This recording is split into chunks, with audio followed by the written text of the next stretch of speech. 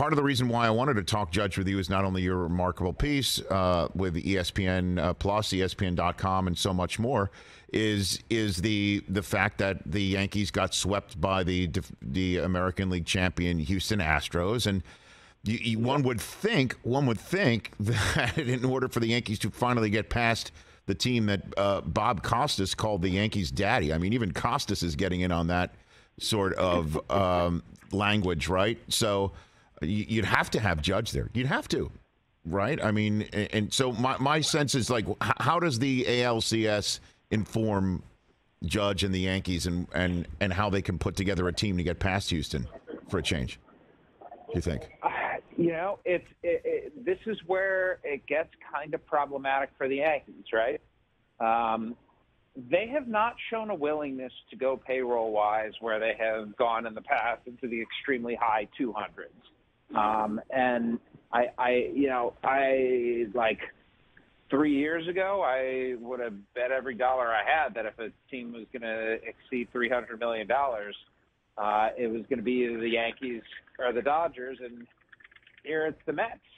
So not only are the Yankees being outspent these days, they're being outspent by the other team in their city. So when you look at what their payroll commitments are for the future, it's around $200 million for next year. And boy, oh boy, $200 million, you add another 40 for Judge, and then you got to add a whole lot more on top of that because the team you've put together, frankly, just isn't good enough. It's not good enough to beat the Astros. You can make an argument that it might not have been good enough to beat the Mariners, which is a wild thing to say. But I was talking with Lance McCullers after the Astros won the ALCS in a pretty stunning sweep against. Well, no, it's not stunning. Convincing sweep against the Yankees, and he was talking about how he thought nobody else would have beaten Seattle, and maybe that's just the Astros' way of pumping themselves up. But I think in a series between Seattle and the Yankees, it certainly is not going definitively in the Yankees' favor. I mean, Cleveland took them to 5 games, and I think Seattle was a markedly better team, especially for the playoffs, than Cleveland. Well, you just named many teams, all of them, who put the ball in play more than the Yankees. Yeah, I mean, they are like that proverbial basketball team that shoots threes to win. That they can win a lot and they can blow you out and they can come from behind. But if the shots aren't dropping, they lose, and that's about it for the Yankees. Like if the ball's not leaving the yard, they lose. Period. End of story. Yep. And when you go against teams like the Astros or Guardians, or if they did have to face the Mariners, there are some good pitchers. Everybody comes out throwing 100 out of the pen now. They'll strike you out. So that's it in this day and age. Yeah.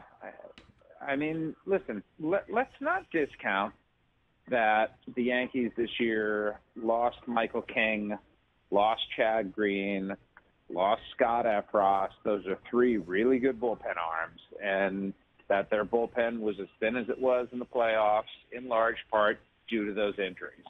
That they didn't have DJ LeMahieu, that they didn't have Andrew Benintendi, 2 guys who would have been part of that everyday lineup and strengthened it.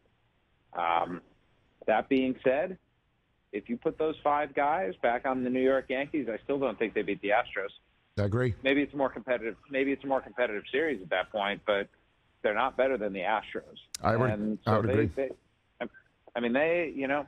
They really have to think about what they want to be, and part of me wonders, like, this is, I'm thinking 3 steps ahead here. Yep. But if Aaron Judge leaves, does that force the Yankees to go out and give up everything they can to get Shohei Ohtani for 1 year? How about both? Can I get both? Can I get re-signing Judge and they give up everything they want for Ohtani, and then that's one of the ways that they do this, and maybe they get some players like the Guardians have. Get some guy like Steve Kwan to lead off on a team like this. You know what I mean? Like get guys who get on base and don't strike out, and see what happens after that. And don't trade for Josh Donaldson and IKF and try and get your own Jeremy Pena.